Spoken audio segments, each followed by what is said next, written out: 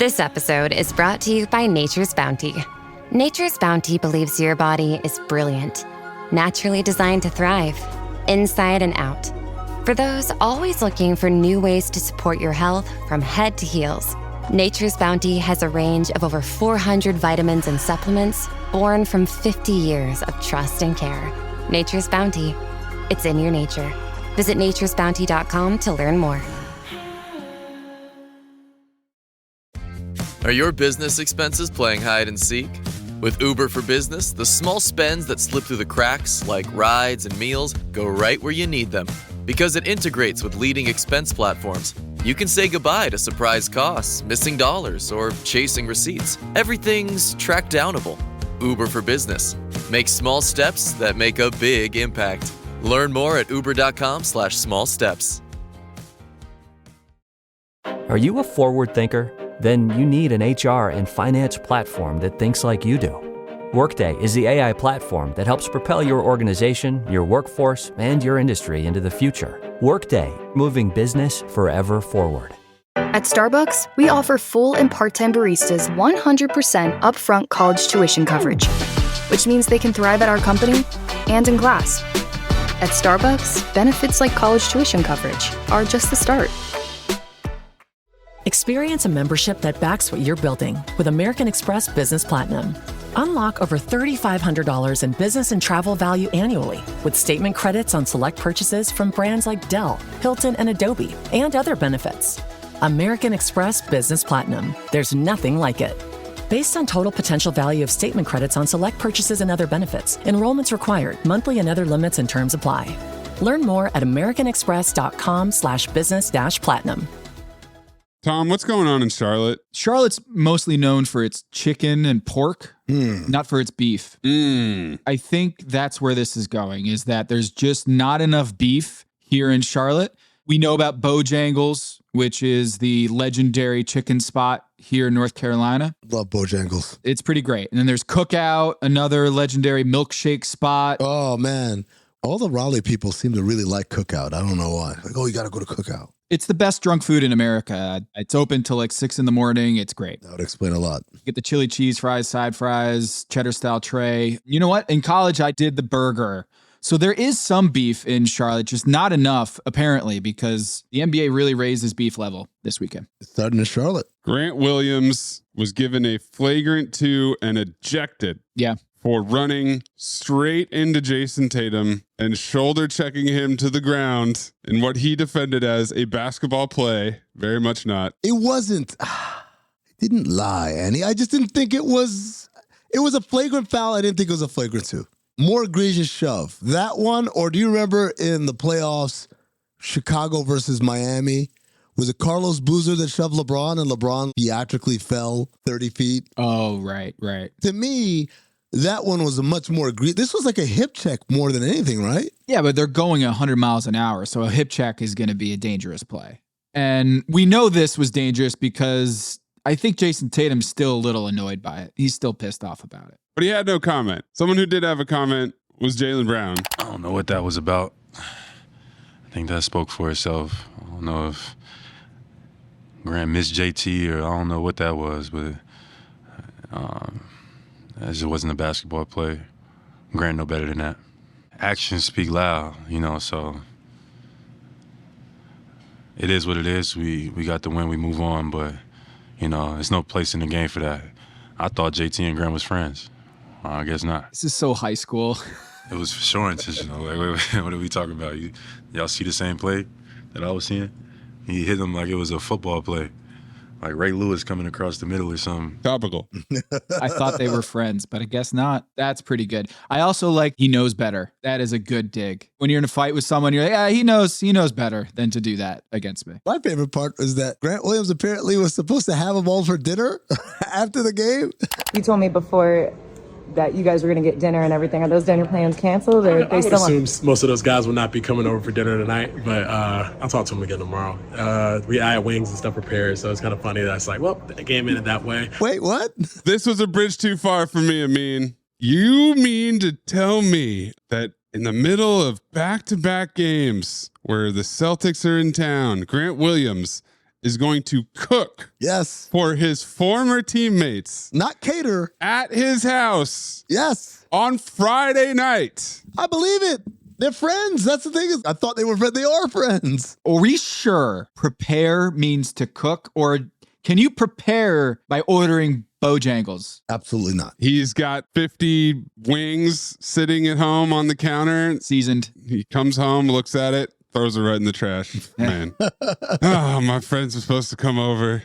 Nah, see, my third eye's open on this one, guys. What do you got for me? Oh, man. Oh, I wish I could have you guys over for dinner, but I had to hip check you. Oh, I had to ruin the vibes. Hold on. You've got Grant Williams overcommitting. The clock's running down. He's like, fuck, man, I don't have anything prepared. Forgot to go to the grocery store. Damn it. It's solution. I got all these people coming over. I can't do that. I got to do something about this. I like this. That he made it as awkward as fucking possible. Well, love you, Jason. Sorry. Next time we play 2 games in a row in my hometown. I'm going to hip check the fuck out of you. My assignment.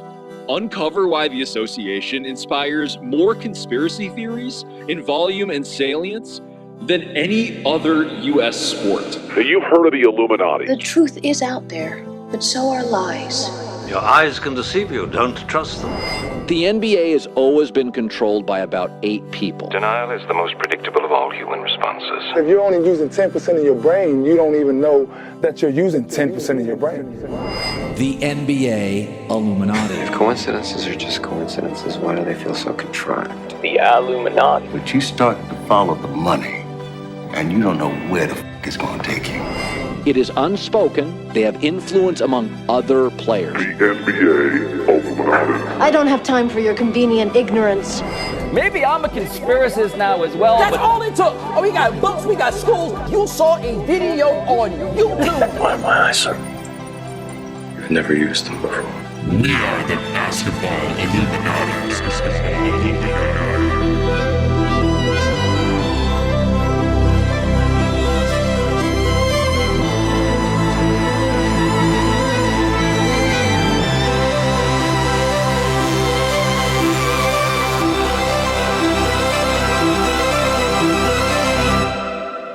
This is Basketball Illuminati. I am Tom Haberstroh, and as always, I am joined by the 5-star Illuminarmy generals Amino Hassan, Super-Deucer. You are a Super-Deucer. Super-Deuce. Yeah.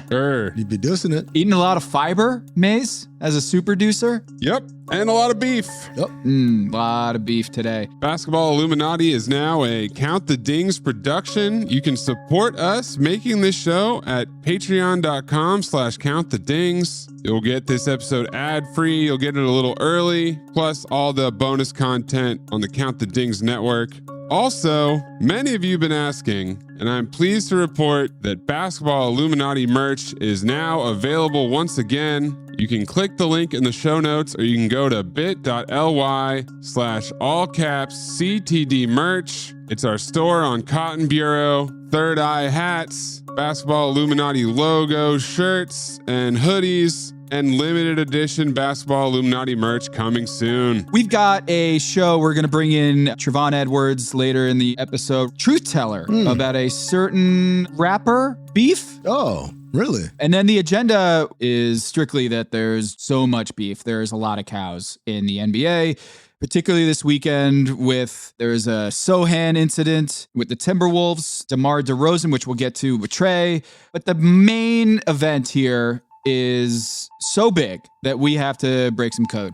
Codebreakers, let's go. Now it's time for Annie's secret message for you members of the Secret Circle.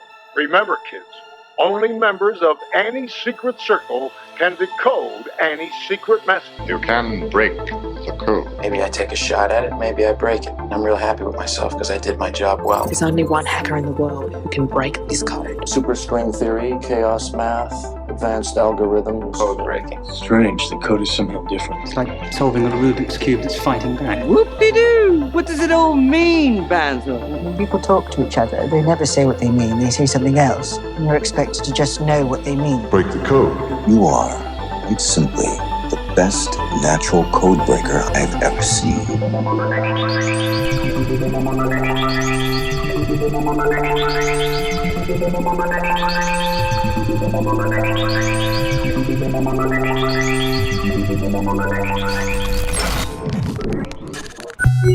Multiple levels of codes being broken on this one. Yeah. Not a lot of code followers here. So Marcus Hayes is a writer for the Philadelphia Inquirer. Thank you for telling me this, because I didn't know who this guy was until like last week. I didn't know who Marcus Hayes was. I watched this whole thing with Joel Embiid in his press conference, and I had no idea who he was. So continue. It's been a rocky start for the 76ers. Started the season poorly. Paul George and Joel Embiid have not played through this weekend. Not played a game. And starting on Monday, October 14th, Tim Bontemps wrote an article where Embiid said, if I had to guess, I would probably never play back-to-backs the rest of my career. Shock and horror. The reactions were aghast. Shaq and Chuck. I was so disappointed in Joel Embiid saying he wasn't going to play back-to-back games. You cannot say, as a leader of that team, I'm not going to play certain games. I thought that was a bad message. I was very disappointed in Joel Embiid. And not only that, it doesn't make sense. The league isn't that physical for him to say that. He's a pick and popper. He's not a big guy. You know, me and Charles try to get him to play, being said, oh, the game is different, we're not playing that. You pick and pop. You don't get double, you don't get triple, you don't get flagrant foul. There's no reason to say I'm not playing back-to-back. And then on Wednesday, October 23rd, Marcus Hayes wrote his article, headline, Joel Embiid disrespects the Sixers, the game, its greats, and himself. And the opening sentence, Joel Embiid often says he wants to be great at his job. Well, in order to be great at your job, you first have to show up for work. Now, it seems maybe a little harsh, but nothing too inflammatory there. Oh, yeah. But that's because 2 hours after that article was posted, Marcus Hayes rewrote the lead to his column because people were upset about it. Sorry about that. Thanks for the constructive criticism, Twitter. Well, what was the original lead? Joel Embiid consistently points to the birth of his son, Arthur, as the major inflection point in his basketball career. He often says that he wants to be great to leave a legacy for the boy named after his little brother, who tragically died in an automobile accident when Embiid was in his first year as a 76er. Wait, what's the connection between that and the next part? And then he said, he often says he wants to be great at his job. Well, in order to be great at your job, you first have to show up. Now in his 11th season, he has consistently been in poor condition. Wait, what? Franchise should have nipped his rampant egotism in the bud, but it lacked the character and courage to do so. Now it lives with the monster it created. It is incredible dereliction of duty. It is entirely unacceptable. What does the first thing have anything to do with the second thing? Well, that's why he took it out. Guys, if I may, this is like in Bar Rescue when John Taffer visits a failing bar and observes all of the systems that are not in place, all of the dysfunction, the issues that are holding this great establishment back from being extremely profitable. And he surmises, that's why your wife left you. What does that have to do with anything? Nothing. But it's something that happened in your life that's negative. And so I'm tying it to this other thing in your life. Yeah, I can see why they took that line out. But no, not they. He took the line out. The Inquirer followed up on this story to say Marcus Hayes removed the comment, the lead from his story. This is what's fascinating to me as someone who's worked writing articles for over a decade. I didn't go to school for journalism, but this seems like a pretty big breakdown in the journalism chain of command, is that at the Philadelphia Inquirer, Marcus Hayes is not only a columnist, but he's also the editor because he removed the lead from the story. In his capacity as editor. Marcus Hayes edited Marcus Hayes' column. After the fact. And so when Marcus Hayes wrote a column that got a lot of negative feedback, Marcus Hayes, the editor, saw the feedback and said, I got it. Hey, Marcus, sorry to do this to you. Gonna have to rewrite your lead. And Marcus Hayes, the writer, said, gee, you know what? It's times like this I realize I'm glad I have such a great understanding boss. And Marcus Hayes' editor said, you got it. And I'm glad to have such talent on our roster. They hugged it out. And then he edited it as the editor, not as the writer. Ipso facto, he was edited. It was just the person who edited it was him. Sounds like Marcus showed up for work, not just as a writer, but as an editor. You know, unlike Embiid, he's showing up to work. Showing up to work for 2 jobs. Yeah. Hello, listener. It's Producer Maze here to talk to you about Quince and their cookware. Cooler nights mean cozy meals at home, and Quince's cookware has made fall cooking so much more enjoyable. Their pieces deliver the quality and performance of luxury brands, but at a price that makes sense. And they look gorgeous on the stovetop, too. No matter what item you need to complete your kitchen, Quince has you covered. With 5-ply stainless steel pots and pans, nonstick skillets, chef-quality knives, and even ceramic bakeware, which is perfect for cozy casseroles or Sunday roasts. And when you look at these prices, you might think, how is Quince doing this? How do they deliver high-quality items similar to high-end brands that are half the price? Well, let me tell you, they partner directly with ethical top-tier factories to cut out the middlemen and pass the savings on to you. And it's not just cookware. I got myself some bath sheets. That's right. When you're a tall man, you have to use bath sheets, not bath towels from Quince. It's like drying off with a cloud. It's incredible. Upgrade your kitchen for cozy fall meals with premium cookware from Quince. Go to quince.com/dings for free shipping on your order and 365-day returns. That's QUINCE.com/dings, DINGS, to get free shipping and 365-day returns. Quince.com/dings. Hello, listener. It's Producer Maze here to talk to you about Kindred. Now, close your eyes like Owen Wilson during a job interview and imagine a way to travel that feels personal, comfortable, and connected without the price tags and the sterile feelings of hotels or short-term rentals. Now open your eyes and stop using your imagination because Kindred has made it very real. That's exactly what they do. Kindred is a members-only home swapping network. It's not a hotel. It's not a short-term rental. It's a smarter way to travel where each stay feels like home. Here's how it works. With Kindred, your home is your ticket. You earn credits by hosting fellow Kindred members, and then you use those credits to stay in over 220,000 homes in more than 100 cities worldwide. There are no hotel costs or rental fees, just the credits that you've earned. Every stay comes with white glove service, 24/7 trip support, and $100,000 in host protection. Make it easier for you to travel and enjoy yourself and not worry about details. I've used Kindred and I found an amazing home for a weekend getaway in an idyllic location with amazing views and great ambiance. It had everything I needed. And the best part was, it cost me $0. So apply now at livekindred.com and use code DINGS to join for free.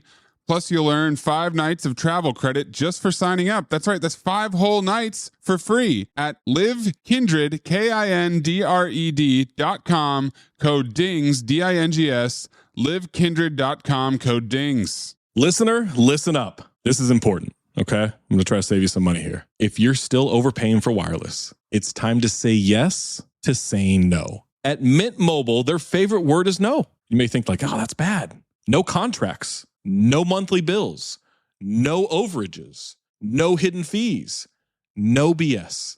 Here's why I said yes to making the switch and getting premium wireless for $15 a month. You heard that correctly.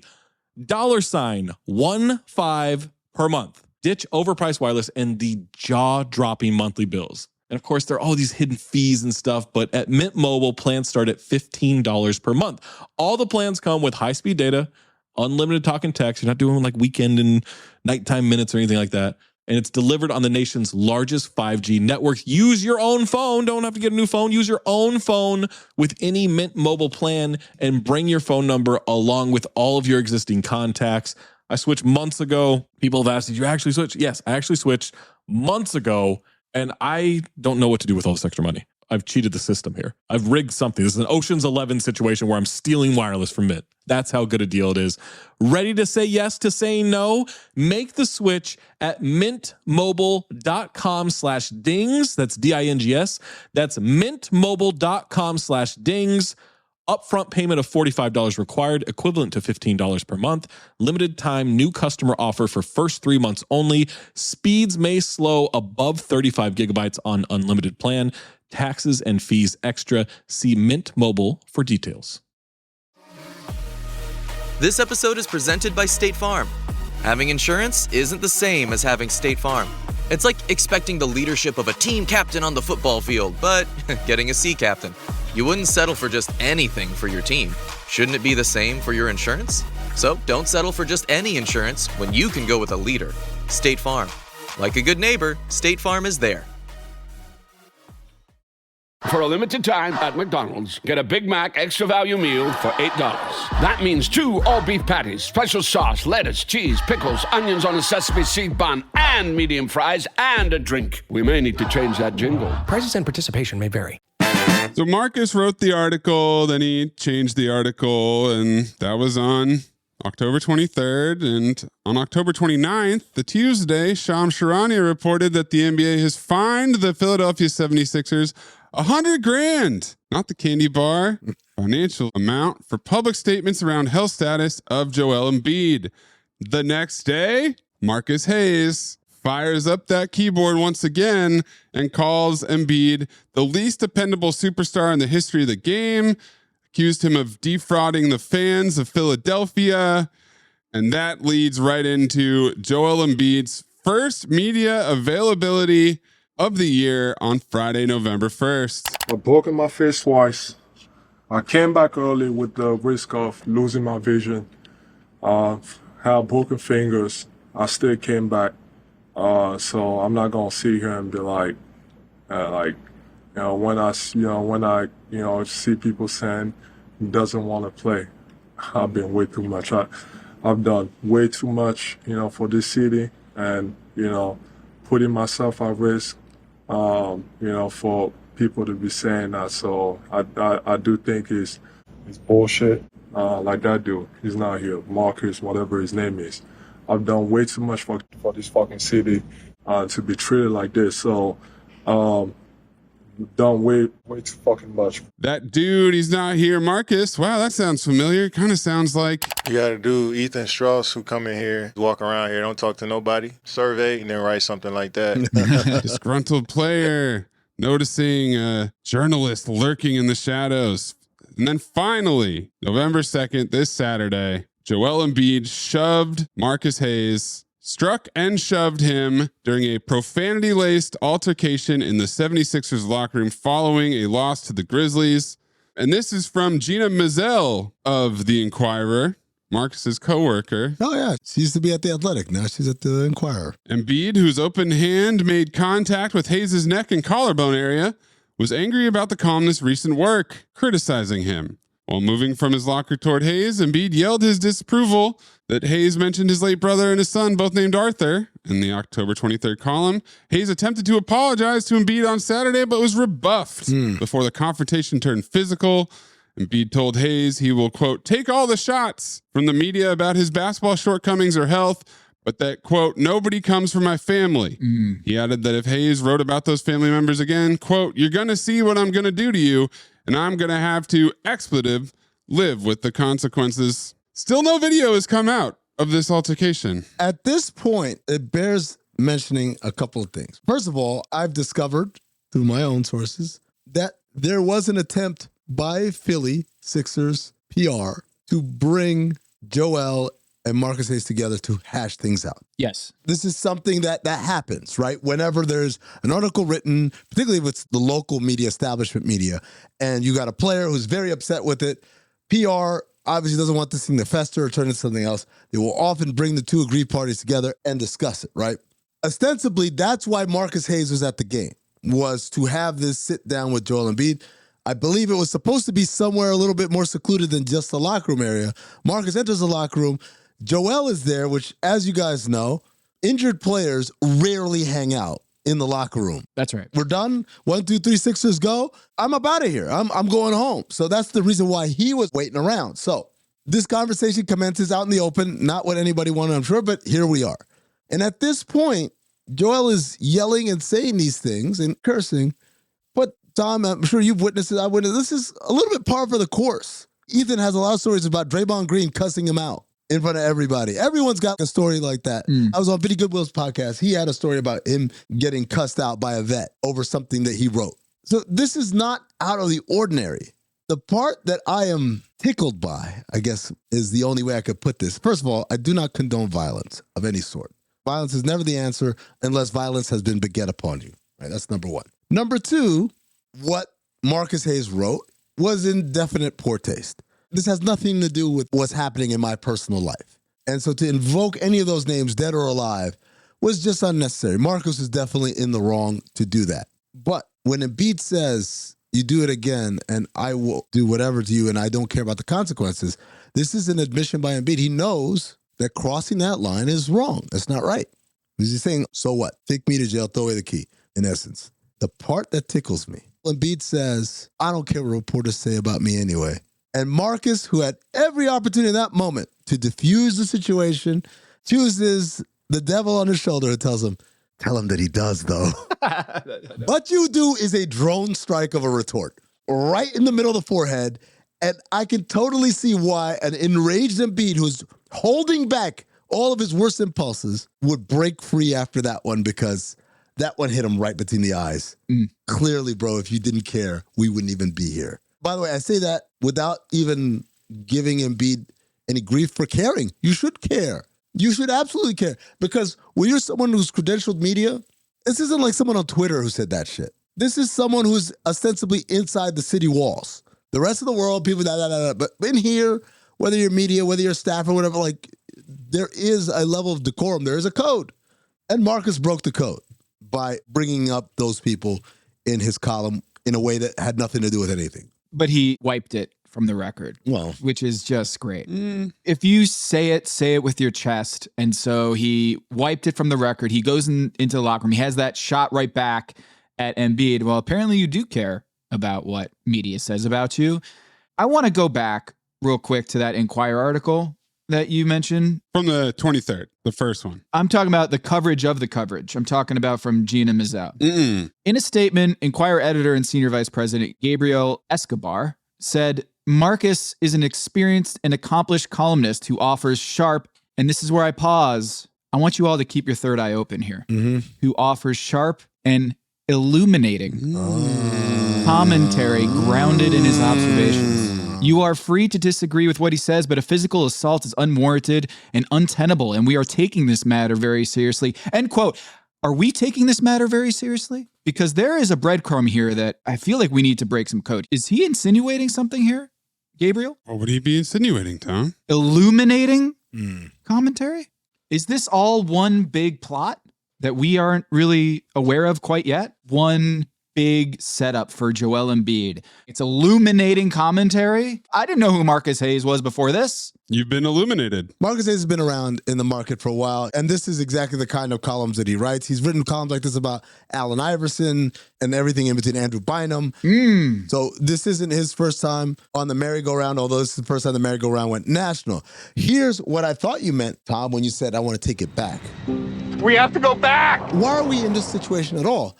I'm going to hit rewind months and months earlier to the NBA instituting this ridiculous 65-game rule, requiring players to play at least 65 games in order to be eligible for postseason awards. This is a rule. I've said it from the day I announced it. It does not make sense because we don't need it. No one was winning awards playing 63 games. The voters already knew, hey, if you miss a lot of time, we're not going to give you any awards. You want some proof? Look at Nikola Jokic's first MVP. Right now, he's a 3-time MVP, best player in the world, all that shit. When he won that first one, there were a lot of people saying he won it by default. Why? Because all the other major MVP candidates in that shortened season had all missed time due to injury, and he was the most durable and healthy of them, and he won it almost by default. Now, he goes on to become an even better player, wins 2 more, and we don't even think twice. But that was the subtext of that first MVP for him. So, because of all that, even though we don't need it, the NBA puts in that rule. Now you got players who are playing in spite of themselves, including the MVP of the league. He's playing. The Sixers are winning. They're around the top of the conference, right behind the Celtics. We're like, okay, well, we're going to see this Boston versus Philly thing play out. Embiid then misses a game against Denver because he's not right. Immediately, the insinuation is he's ducking Jokic. He doesn't want to see Jokic, even though he's played against Jokic before and dominated him on head-to-head matchups. But that's the narrative that gets out there. Embiid hears this, gets very sensitive about it, even though he says he doesn't listen to reporters, goes out, plays against Golden State, looks horrible. All of us saw him and said, This guy should be playing, keeps playing, gets hurt, gets seriously hurt, has to have surgery, misses time. Sixers plummet from top of the standings all the way into the play-in. Now, this is the fun part. Embiid working feverishly to get back, but it seems so quick. I talked to Philadelphia Inquirer beat writer, not columnist, but beat writer, Keith Pompey. Keith Pompey says, hey, I think his real goal is to play in the Olympics, but he knows if he plays in the Olympics and doesn't return for Philly this season, all he's going to hear all summer long is, oh, so you got healthy knees for Olympics, healthy knees for Paris, but none for the playoffs. So he rushes his comeback to play in the playoffs against the Knicks. He plays in those playoffs. He plays really well, but also physically does not look right. Sixers get bounced. He gets some time off, shows up to minicamp with Team USA, goes to France, plays like shit except for the one game where they needed him to play great, which is in the semifinal. They win, he wins his gold medal. His resume now is solidified. At least I've won something for my Hall of Fame resume later. But clearly, a summer and an offseason that should have been spent resting and not doing anything was spent hurrying up. So, fast forward. We report to camp. What do the Sixers do? Sixers say, he's fine. He's fine. He looks great. He's fine. We get to the regular season opening night. He's not going to play. Why not? Precautionary. He's fine. That's where you get the, oh, I never played back-to-backs. That's where you get Marcus Hayes writing, oh, you got to show up to work, because at this point, it sounds like it's a decision for Joel Embiid to not play. Yep. When in reality, because they said that, the league launches an investigation. How is he already resting? On day one, they launched an investigation. What did they discover? He's not fine. And he's not fine because of everything that happened before that, since the 65-game rule came into effect. Bingo. There you have it, ladies and gentlemen. Here's the issue, and Amin hit on it. This player participation policy is all about trying to get players to play more, star players to play more, to cut through the BS and be like, if you're healthy enough to play, you're going to have to play. And if you're not healthy enough to play, you have to list your reason for not playing, and we are going to investigate it. We're going to send out the injury police to investigate if you are truly, in fact, too injured to play. And I was like, man, that is a bad look that you're going to send people to investigate players' injuries. There's this subjective line, the difference between hurt and injured that the NBA is going to litigate. And I didn't understand how they were going to do it. Problem is that the Sixers have been coy about Joel Embiid for the longest time. Last year, remember, he tore his meniscus. The team refused to say he tore his meniscus. They refused to say he had surgery. They said there was a flap that needed a corrective procedure. All this weird language that refused to call it for what it was. But Tom, what's wrong with being coy? Isn't that gamesmanship? People have done that since the beginning of time in the NBA. What's so different about this? Well, there's gambling and stuff now that you can't be talking out of both sides of your mouth about a player's availability. So then he goes and plays in the Olympics. And if he just came back and said, my knee is hurt, I have swelling in my knee, and the Sixers went out and said he has inflammation in his knee, swelling in his knee, and he has a left knee injury that we are rehabbing to get him ready to play. None of this happens. I am not absolving this columnist from going over the line and stepping over the line in what he said. He might have written it anyway, but the reality is the circumstances under which he wrote it were that Embiid is fine and this is a decision. A decision. And that's the problem, is that you're setting your star player up. It's a trap. If you're telling the public Joel Embiid is load managing his knee, that suggests that he could play, but he needs to rest up. And that is a bad PR decision, in my opinion, to send the message out to your fans after the Olympics. Hey, he needs to rest, and he's taking games off, not just now, but several games throughout the season. That is a decision. And that's where Marcus pounced. That's where he was like, oh, I got them cornered here. Is you use the word management. You didn't say left knee injury. You said management. You know what I have here in my analog notes? 2 words, because this is what the player participation policy is. And what all of this is, it's shaming players. Shaming players over a decision that is not necessarily theirs and theirs alone. Whether it was Embiid, whether it was Tyrese Halliburton last year, who we saw not be the same after trying to come back from an injury, a pretty serious injury of his own. The league is coming to investigate, and when it comes out, basically Embiid is the one who's not being forthright, when in reality, it's the team. The decision to sit players, it's always the team. Remember the Bell's palsy thing? I flicker in. This is a serious condition that the Sixers did not disclose before the playoff games. Did not disclose it. And it became this mystery that happened during the playoffs, and we were off air, so we weren't covering it. But I remember it happening and being like, how is no one else seeing what's happening here? Is that the Sixers are not being transparent about what's going on with this. And then later we find out that he had Bell's palsy and was playing through Bell's palsy. But that wasn't the story from the beginning. No. As Embiid sits in that press conference last week and lists all the things that he's overcome, some of which were known, some of which weren't. I'm like, bro, at that point, this is a failure of your organization to not make it clear to everybody, hey, this dude ain't lazy. He's injured. He's injured. He's got Bell's palsy and he's fighting through it to play in a game. It's the same thing we talked about with Kawhi Leonard last week. Kawhi Leonard is the poster child for load management, and NBA players are lazy and they don't want to earn their money. But he's hurt. You can't load manage if you're hurt. If you're actually injured, that means you're injured. It happens.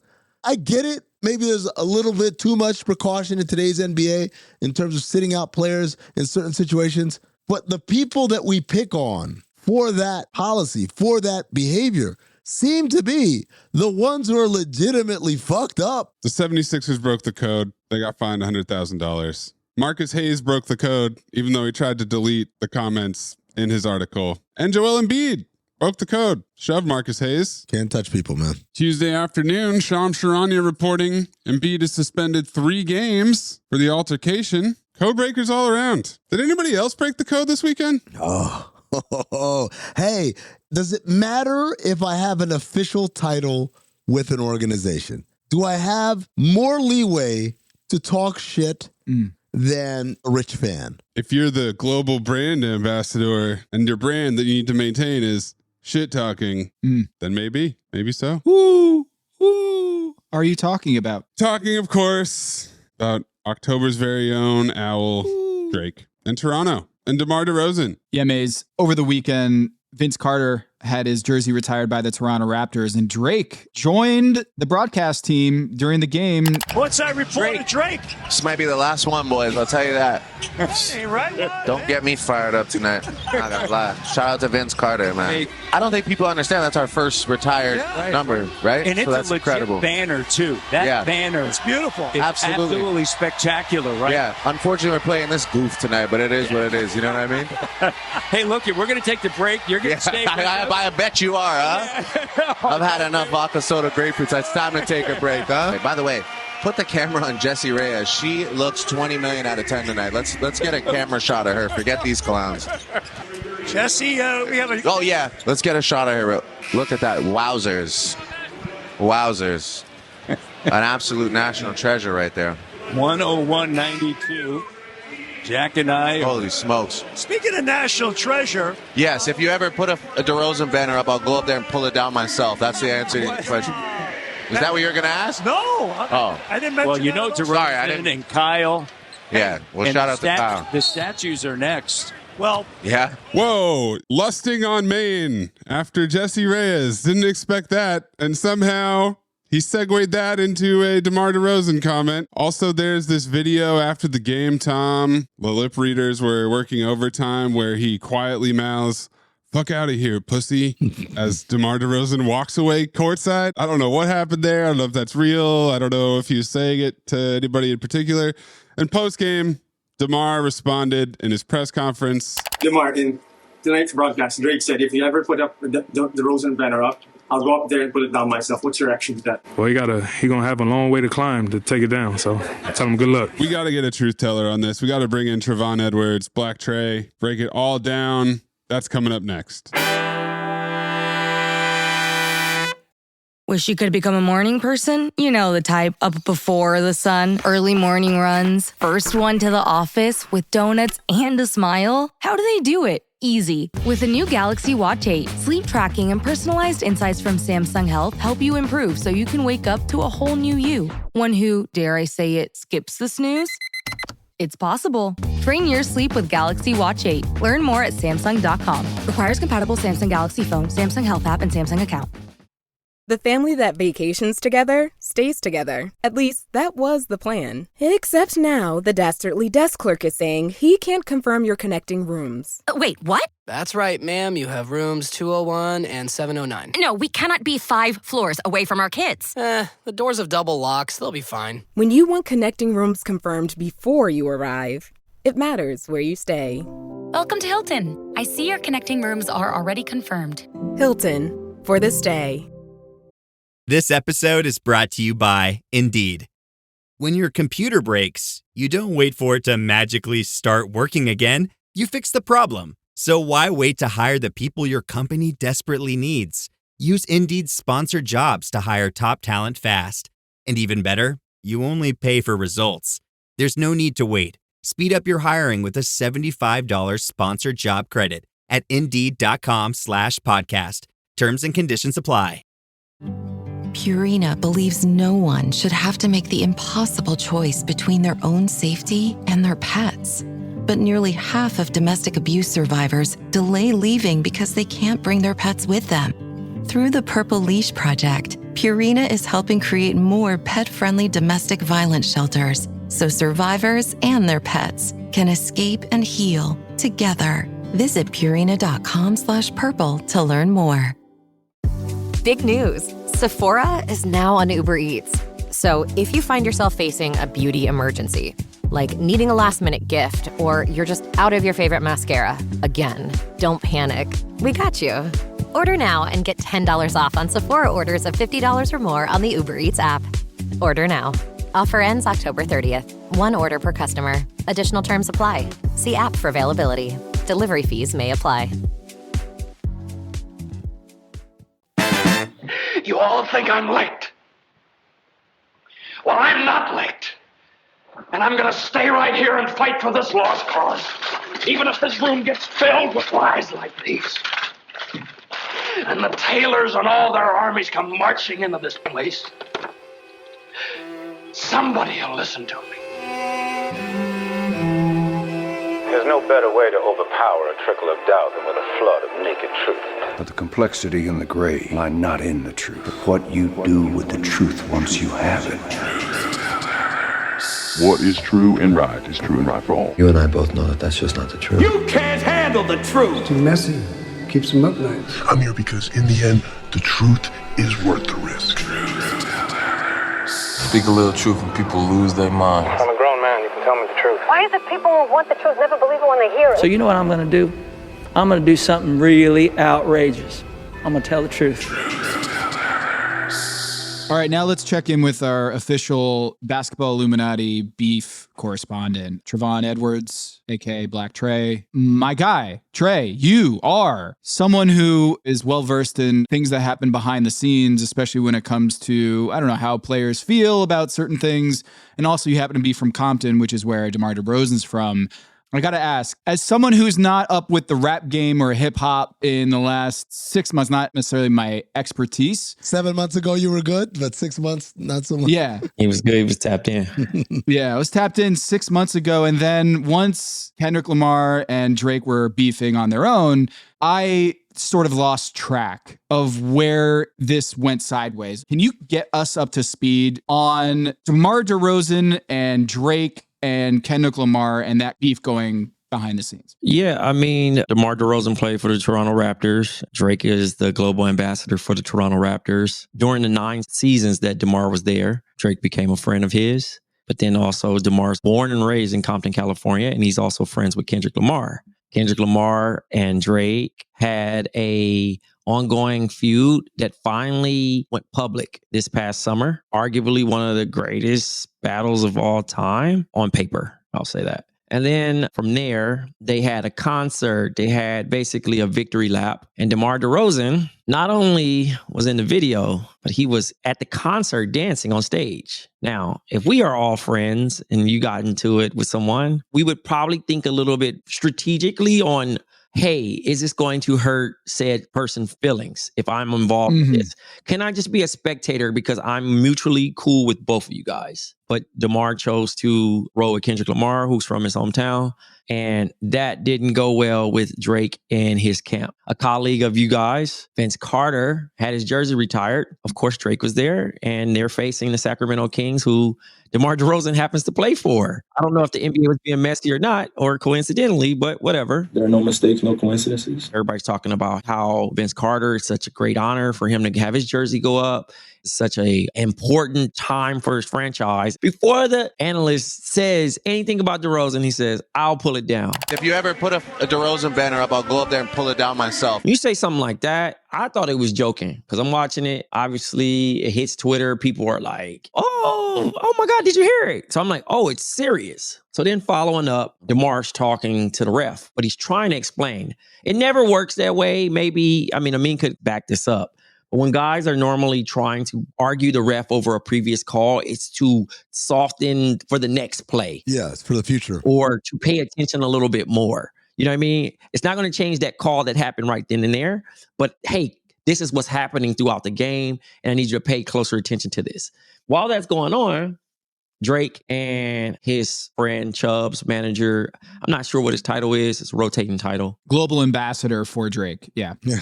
Sure. I'm not even trying to be funny, but shouts to whatever they got going. They're standing up. But if you look at it from afar, it looks as if he's staring a hole into him, like a red beam. But every time DeMar looks at him, they turn their heads. So it's not an actual stare down. But we talked about this a little bit on Bomb about you guys been at basketball games where if you're up close and personal, it is very hard to get someone's attention in a live game. You literally have to pull a Spike Lee and get under their skin all night to be recognized. Yeah. So in that particular moment, sure, I know Drake sits there, but I'm not worried about Drake right now. I'm trying to win a basketball game. Obviously, Toronto Raptors get the win.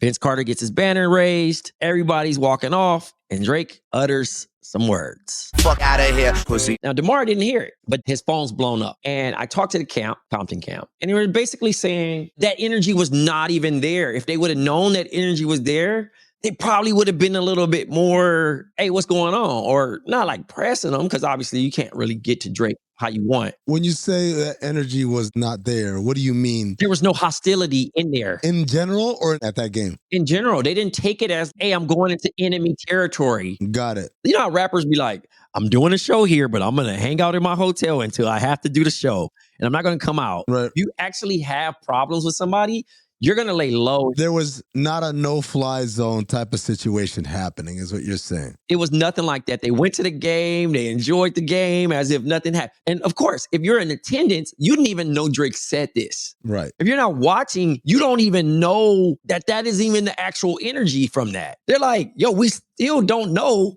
that this dude is on this. Right. So now it's like, if we would have known that, now we probably turn up a little bit. Obviously, we're not going to harm nobody or nothing like that, but it ain't no like, what's up? Or the stares are a little stronger. The intensity is a little bit there. DeMar is going into that game with an actual mentality of, hey, all right. Is DeMar aware of any of this during the game? No, he didn't know any of it. Obviously, he was like, dude's probably mad. Right. But not to a point of, oh, you calling me out my name. Very public, yeah. Or a stare down, because I don't think that would be the case. It'd be like, oh, you got a problem with me? All right, cool. But now it is a problem from here on out, because now he just opened up a can of worms that just did not exist. You know what I mean? Yeah. He just thought, hey, I'm being a fan of music, and this person put out the better song. Hey, we still can exist. This is just rap. But Drake took it so personal, like, yo, dude, when you were going through your stuff in 2021 and you needed somebody to talk to, I was there for you. And you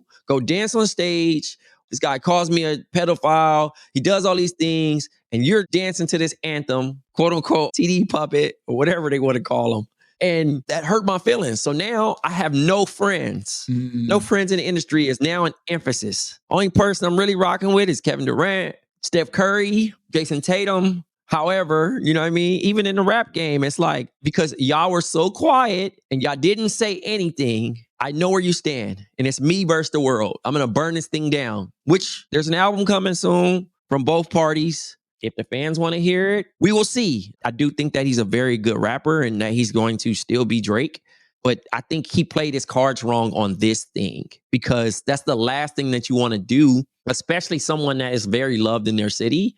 to make it feel like there is a bigger threat than a measly, quote unquote, hey, I just don't like you.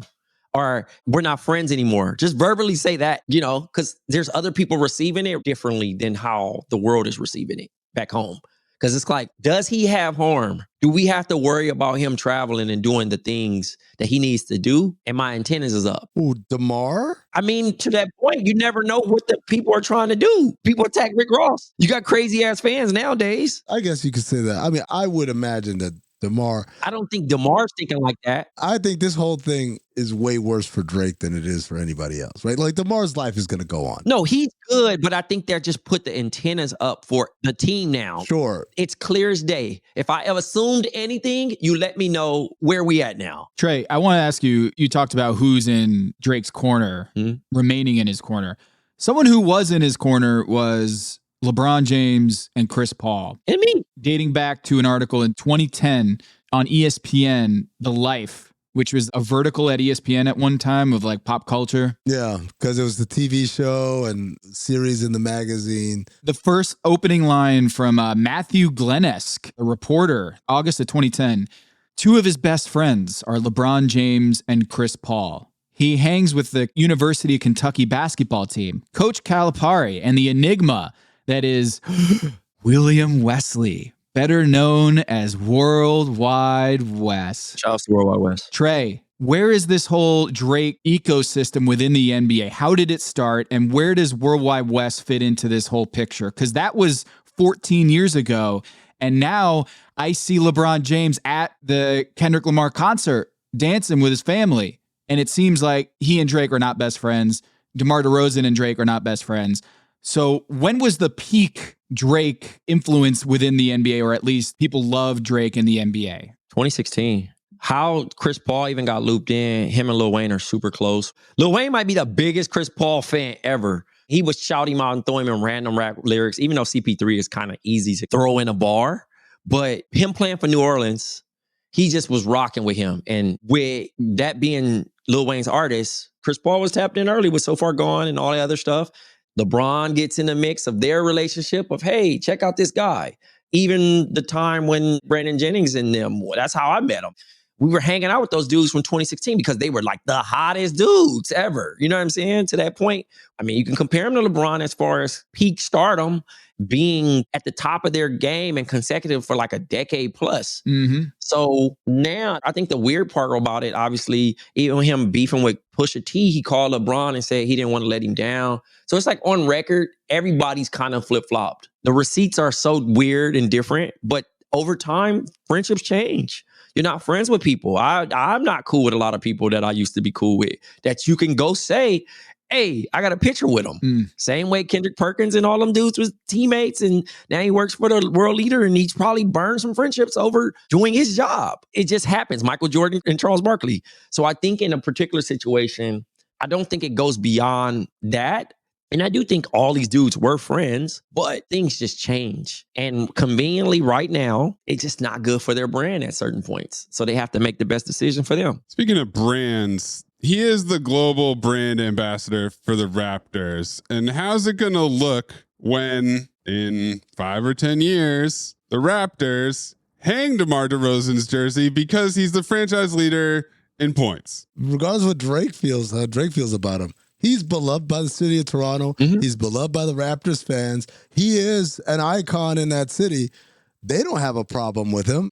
I don't feel like people are going to inherit Drake's hatred or Drake's anger. I don't think he has that much sway. I think obviously the internet does what the internet does. And it's like, hey, thank you for being global ambassador, bro. We've extended this. I mean, and the thing is, that expires. Yo, did you notice, Trey, in that comment, if you ever put up the banner for DeMar DeRozan, he didn't say if we ever do this. That was interesting to me, is that he was like pointing it at the Raptors organization. And if he was a global team ambassador on the payroll for the Raptors as a representative of the Raptors, I don't think he was referring to them as like the other people. I think he'd be like, if we ever do this. I mean, look, it sounds good till it don't. It's going up regardless. This dude is all time in like 5 categories. If Vince Carter went up, he's going up. No disrespect to Vince Carter. Vince Carter played there. He kicked things off, him and Damon Stoudemire. But this dude, literally, only thing he didn't do was win a ring. I know people like to be petty and say Kyle Lowry's the greatest Raptor of all time. Great. But at the end of the day, like, this dude is the reason why Kyle Lowry's there. This dude is the reason why y'all were competitive for many years. I'm sorry it didn't work that way. I'm sorry the Raptors traded him for Kawhi Leonard and it worked in their favor and they won a ring. And you know what? Kawhi didn't want to be there. He just did his job and went where he wanted to go. He finally got a chance to choose the team he wanted to play for. But my mentions right now are on fire. The Canadians are not the Montreal Canadiens. The Canadians. The Croaties. The Croaties are in my mentions, saying, oh, I'm only saying this because I'm from Compton. Lowry's better. You remember how they used to talk about Kyle Lowry? Oh, he used to say he was a choke. He disappeared. Yeah, man. It was a meme. It's a kid. The greatest meme of all time. Oh, I'm Kyle Lowry. Look. And he like misses. And then Kyle Lowry gets it done. All it takes is for you to win. You win a chip, everybody loves you. No matter what you did. We talked about Grant Williams having Celtics over for chicken wings. Mm-hmm. In the future, do you think Drake is going to invite them over for chicken wings? No. It's over? Think he's burnt forever? I just think that he's that petty. And that's okay. Again, I'm not saying that he's not allowed to feel that way. If they were quote unquote friends and he's putting the emphasis on that, which I do believe that they were friends. And it's an awkward situation where you have to choose which friend you like more. It happened. I fell out with somebody and most of my friends chose the other person. And you know what? I had no friends in that group. I can't be mad. It's the game. Trey put it best when we talked about this on Bob. He said, I still got to go home. He has a whole brand called Compton, Tom.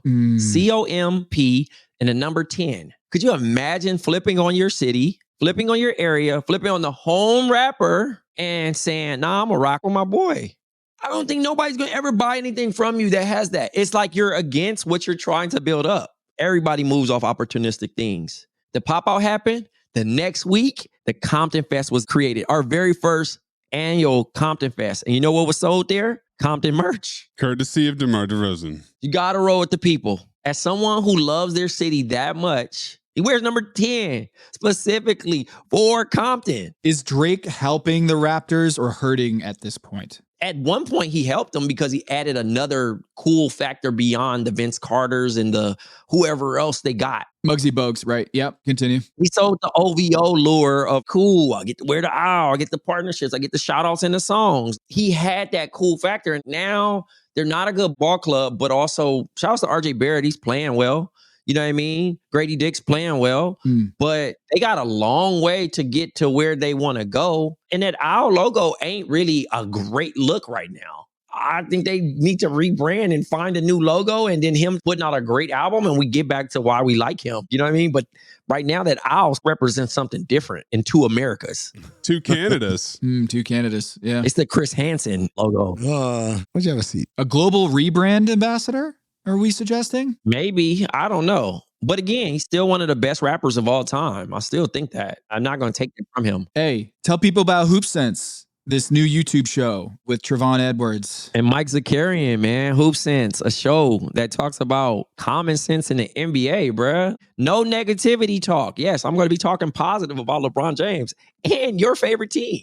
There's no negative talk there. Instead of us bashing your team, we add suggestions on how your team can improve and get out of the pack. Constructive criticism. Constructive criticism. There we go. And you might agree. First episode is about Orlando? No, that was just the Magic Minute. Okay. Magic Minute. As you know, if you've been tuned in lately, I am an Orlando Magic fan. Sadly, Paolo Banchero was injured right after we recorded that episode.